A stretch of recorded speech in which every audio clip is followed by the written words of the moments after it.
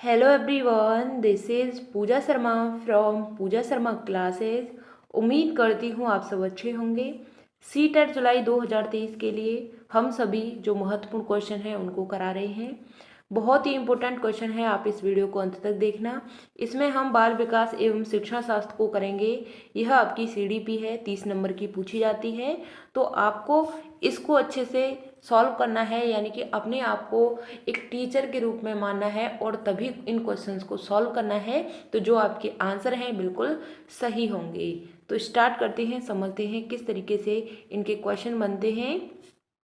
तो आपको वीडियो पसंद आती है तो वीडियो को लाइक कर देना और चैनल को सब्सक्राइब नहीं किया है तो चैनल को सब्सक्राइब कर लेना। क्वेश्चन नंबर 1 आता है कि विद्यार्थियों के अधिगम को सुसाध्य करने के लिए एक शिक्षिका को निम्नलिखित में से किस पर ध्यान देना चाहिए। तो यानी कि आपको बताना है कि विद्यार्थियों के अधिगम को सुसाध्य करने के लिए एक शिक्षिका को किस पर ध्यान देना चाहिए। तो आपको बताना है कि परीक्षाओं के प्रति भय पैदा करना होता है, या फिर रटकर याद करने पर बल देना होता है, या फिर निष्क्रिय सुनने को बढ़ावा देना है, या बच्चों के पूर्व ज्ञान से संबंध जोड़ना है। तो आपको इसका सही आंसर बताना है कि विद्यार्थियों के अधिगम को सुसाध्य करने के लिए एक शिक्षिका को किस पर ध्यान देना चाहिए। तो भय पैदा करना चाहिए, तो यह आपका बिल्कुल गलत होता है। बच्चे में हमें भय पैदा नहीं करना होता। रटने की बात आ जाए वह हमेशा गलत होगा। रटकर याद करने की बात आए हमेशा गलत होगा। निष्क्रिय की बात आए, यानी कि या तो टीचर निष्क्रिय है या बच्चा निष्क्रिय है, तो यह आपका हमेशा क्या होता है, गलत हो जाता है। बच्चों के पूर्व ज्ञान से संबंध जोड़ना यह आपका सही आंसर होता है, क्योंकि बच्चों ने जो पहले सीखा है उसी आधार पर हम चीज़ों को आगे सिखाएंगे, क्योंकि उसके पूर्व ज्ञान से जुड़ी हुई चीज़ों से संबंध जोड़ के हम आगे की चीज़ों को सिखाएंगे। तो ऑप्शन नंबर 4 आपका सही आंसर हो जाता है कि बच्चों के पूर्व ज्ञान से संबंध जोड़ना, यह आपका सही आंसर है। क्वेश्चन नंबर 2 आता है आपका, निम्नलिखित में से कौन सा बाह्य अभिप्रेरणा का उदाहरण नहीं है। आपको बताना है कि दंड से बचने के लिए गृह कार्य करना है, या फिर ज्ञान प्राप्त करने के लिए वाद विवाद समूह में शामिल होना है। ऑप्शन 3 आता है कि प्रतियोगिता जीतने के लिए शतरंज सीखना होता है, या साथियों को प्रभावित करने के लिए नृत्य में भाग लेना होता है। तो कौन सा उदाहरण सही नहीं है किसका, बाह्य अभिप्रेरणा का। तो आपको बताना है कौन सा सही आंसर होता है। तो दंड से बचने के लिए गृह कार्य करना, तो यह आपका बाह्य अभिप्रेरणा का उदाहरण नहीं है। ज्ञान प्राप्त करने के लिए वाद विवाद समूह में शामिल होना, ज्ञान प्राप्त करने के लिए किस में शामिल होना, वाद विवाद समूह में शामिल होना, प्रतियोगिता जीतने के लिए शतरंज सीखना, या साथियों को प्रभावित करने के लिए नृत्य में भाग लेना। तो इसका सही आंसर होता है ऑप्शन नंबर 2 कि ज्ञान प्राप्त करने के लिए वाद विवाद समूह में शामिल होना, यह आपका बाह्य अभिप्रेरणा का उदाहरण नहीं है। यह आपका कैसा उदाहरण है, तो यह आपका आंतरिक अभिप्रेरणा का उदाहरण हो जाता है। किसका होता है, आंतरिक अभिप्रेरणा का उदाहरण होता है। आपको ध्यान में रखना है।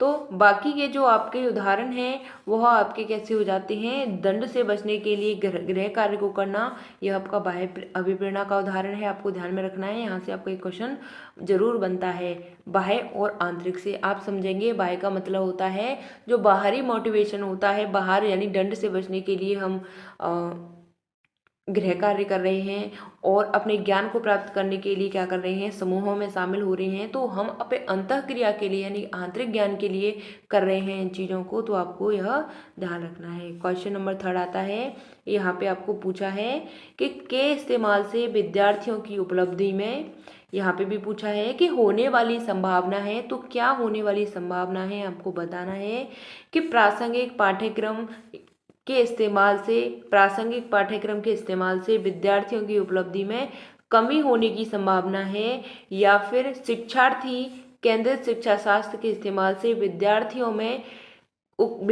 की उपलब्धि में कमी होने की संभावना है, या सामाजिक इस्तेमाल से विद्यार्थियों की उपलब्धि में सहयोग वृद्धि होने की संभावना है, या फिर सामाजिक बहिष्कार के इस्तेमाल से विद्यार्थियों में उपलब्धि में सुधार होने की संभावना है। तो क्वेश्चन नंबर 3 का आपको सही आंसर बताना है। क्या होता है? यह आपका सामाजिक सहयोग होता है और बाद में आपका यहाँ पे क्या आता है?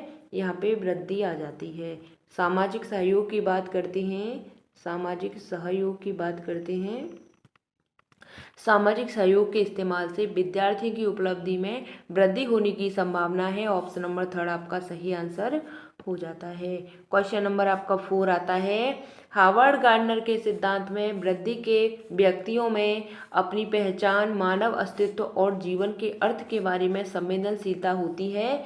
तो आपको इसका सही आंसर बताना है। हार्वर्ड गार्डनर के अनुसार तो यह आपकी कैसी बुद्धि कहलाती है? प्रकृतिवादी कहलाती है, भाषाई बुद्धि कहलाती है, अंतर्वैयक्तिक कहलाती है या फिर अंतःवैयक्तिक कहलाती है। तो क्या करता है? व्यक्तियों में अपनी पहचान, मानव के अस्तित्व की और जीवन के अर्थ के बारे में क्या है? संवेदनशील होती है। तो आपको बताना है कि वह कौन सी बुद्धि होती है? तो वह आपकी अंतःवैयक्तिक बुद्धि होती है। कैसी बुद्धि होती है? यानी कि व्यक्तियों में पहचान करना, मानव अस्तित्व के बारे में जानना और जीवन के अर्थ के बारे में संवेदनशील रहना, तो वह आपकी आंतरिक बुद्धि कहलाती है। हार्वर्ड गार्डनर की बात करते हैं तो इन्होंने 8 प्रकार की बुद्धि बताई थी। कितनी प्रकार की बुद्धि बताई? 8 प्रकार की बुद्धि बताई थी हार्वर्ड गार्डनर ने। क्वेश्चन नंबर आपका 5 आता है कि निम्नलिखित में से कौन सा अभ्यास विविध प्राथमिकता वाले विद्यार्थियों को शामिल करने में सहायक होगा? तो आपको बताना है कि कार्य की प्रासंगिकता, मूल्य और प्रामाणिकता को कम करना है, आसपास के खतरों और विकर्षणों को कम करना है, या उपकरणों और सहायक तकनीकों तक पहुंच कम करना है। ऑप्शन 4 आता है कि विद्यार्थियों की व्यक्तिगत पसंद और स्वायत्तता को प्रतिबंधित करना है। तो इसका आपको सही आंसर बताना है कि निम्नलिखित में से कौन सा अभ्यास विविध अधिगम प्राथमिकता वाले विद्यार्थियों को शामिल करने में क्या होता है? सहायक होता है। तो आपको बताना है कि कार्य की प्रासंगिकता, मूल्य और प्रामाणिकता को कम करना है। तो कम करना नहीं होता, गलत हो जाता है। आसपास के खतरों और विकर्षणों को कम करना, बिल्कुल बात सही है। जो आपका अभ्यास होता है इससे विविध अधिगम प्राथमिकता वाले विद्यार्थियों को शामिल करने में सहायक होता है कि आसपास के खतरों और विकर्षणों को कम करना। यहाँ पे आता है कि उपकरणों और सहायक तकनीकों तक बहुत कम पहुँच बनाना, यह भी आपका बिल्कुल गलत होता है।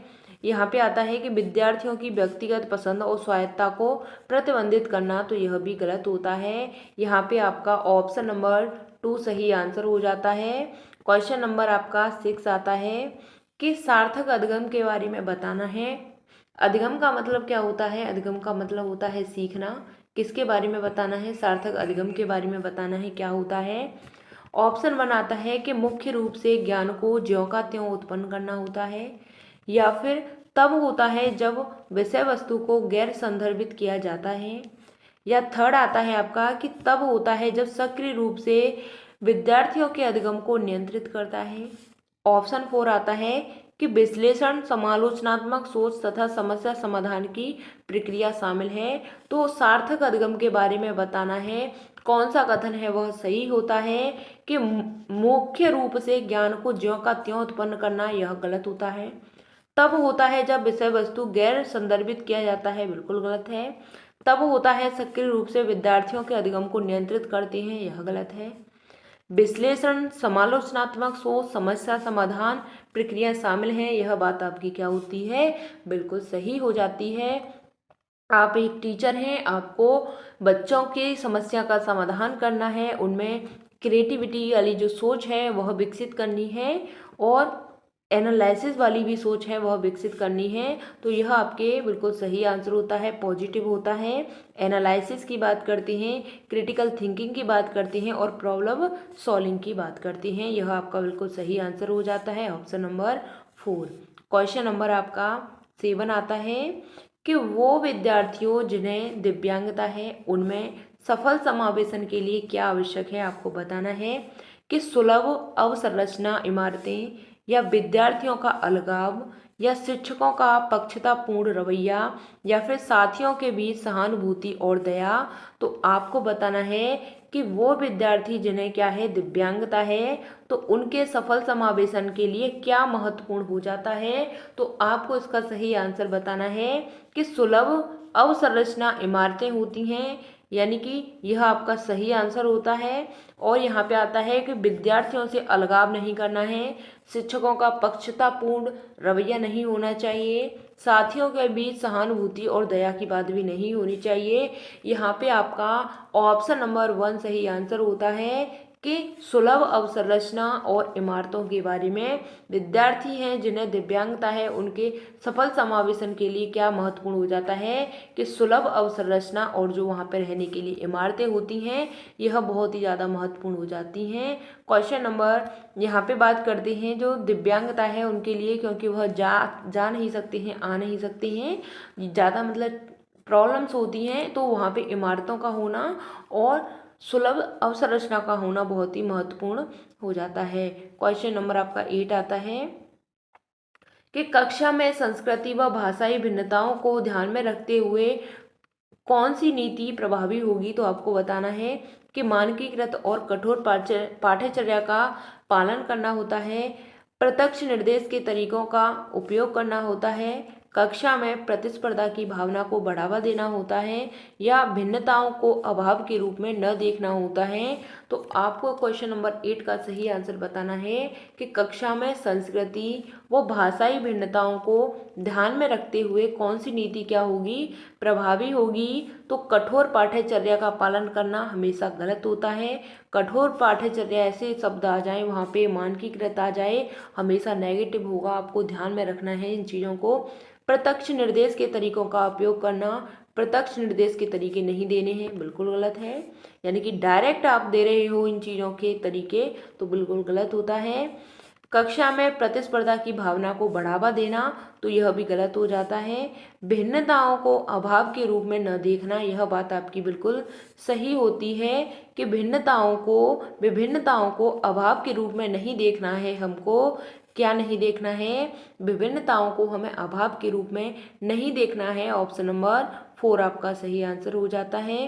क्वेश्चन नंबर आपका 9 आता है कि एक शिक्षिका किस संरचना का इस्तेमाल करती है जब वह एक बच्ची की जिंगसोंग पहेली बनाने में मदद कर रही है इशारे व संकेतों के माध्यम से। तो आपको इस क्वेश्चन का सही आंसर बताना है। यह वाइगोत्स्की के अनुसार आपका आंसर आपको बताना है कि स्वतंत्र खोज होता है, इसके फोल्डिंग होता है, उद्दीपन होता है, या फिर आपका अनुसरण होता है। तो आपको बताना है कि शिक्षिका किस संरचना का इस्तेमाल करती है कि जब वह एक बच्ची जिंगसोंग पहेली बनाने में मदद करती है, किसके माध्यम से, इशारे व संकेतों के माध्यम से। तो इसका सही आंसर होता है ऑप्शन नंबर 2, यह आपका इसके फोल्डिंग कहलाता है। क्या कहलाता है? इसके फोल्डिंग कहलाता है।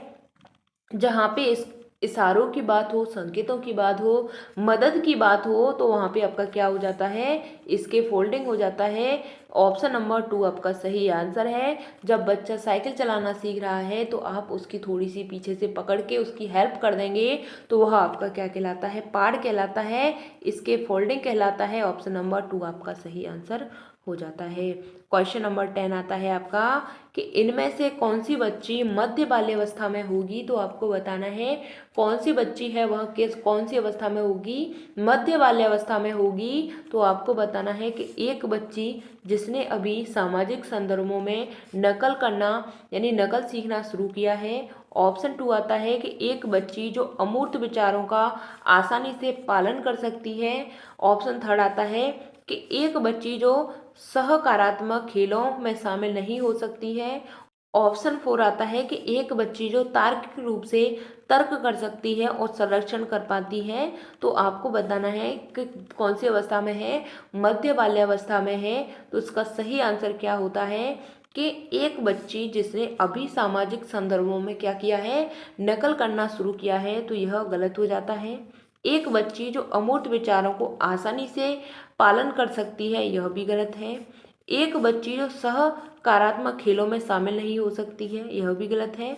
एक बच्ची जो तार्किक रूप से तर्क कर सकती है, संरक्षण कर पाती है, तो यह आपकी कौन सी अवस्था हो जाती है? यह आपकी मध्य बाल्यावस्था कहलाती है। वह बच्ची है 6 से वह 11 वर्ष की अवस्था में है, 11-12 वर्ष की अवस्था में है, यानी कि वह संरक्षण कर लेती है, यानी कि रिवर्सिबिलिटी की उसमें क्या आ जाती है? समझ आ जाती है, चीज़ों को संरक्षण कर पाती है, तार्किक और तर्क कर सकती है। तो यह आपकी पियाजे के अनुसार कौन सी अवस्था होती है? तो यह पियाजे के अनुसार आपकी मूर्त संक्रियात्मक अवस्था होती है। कौन सी होती है? मूर्त संक्रियात्मक अवस्था होती है। आपको ध्यान में रखना है, पियाजे के अनुसार मूर्त संक्रियात्मक अवस्था होती है कि एक बच्ची जो तार्किक रूप से तर्क कर पाती है और संरक्षण कर पाती है। बाल्यावस्था की बात करती है, मध्य बाल्यावस्था की, तो यह आपकी 6 से 11 या फिर 12 वर्ष तक यह अवस्था होती है। यहाँ तक बात क्लियर? हमने यहाँ तक आपके 10 क्वेश्चंस कंप्लीट किए हैं। सभी क्वेश्चंस आपकी समझ में आए होंगे। तो मिलते हैं फिर आपको आगे की नेक्स्ट वीडियो में। अगर आपको वीडियो पसंद आती है तो वीडियो को लाइक कर देना और चैनल को सब्सक्राइब नहीं किया है तो चैनल को सब्सक्राइब कर लेना। इसी तरीके से हम सभी जो प्रीवियस ईयर क्वेश्चन पेपर हैं इनको डिस्कस कर रहे हैं। 2021 और 22 वाले सीटेट के प्रीवियस ईयर क्वेश्चन पेपर हैं उनको मैंने डेट वाइज मैंने आपको करा दिया है, तो आप इनको देख सकते हैं। मैं लिंक आपको नीचे डिस्क्रिप्शन बॉक्स में दे दूंगी। और अब हम बात करते हैं जो आपके 2022 और 2023 वाला सेशन था, इसको भी मैं करा रही हूँ आपके साथ सभी प्रीवियस ईयर क्वेश्चन पेपर को। तो आपको इनको भी अच्छे से देकर जाना है और इनको अच्छे से पढ़ना है। सभी क्लासेस मेरी कंटिन्यू चल रही हैं, तो आपको बस अपनी पढ़ाई पर फोकस करना है और सीटेट के एग्जाम में आपकी जो समझ है, आपकी जो अंडरस्टैंडिंग है, समझ को क्या करना है, आपको बेहतर बनाना है। तो मिलते हैं फिर आपको आगे की नेक्स्ट वीडियो में। वीडियो पसंद आती है तो वीडियो को लाइक कर देना और चैनल को सब्सक्राइब नहीं किया है तो चैनल को सब्सक्राइब कर लेना।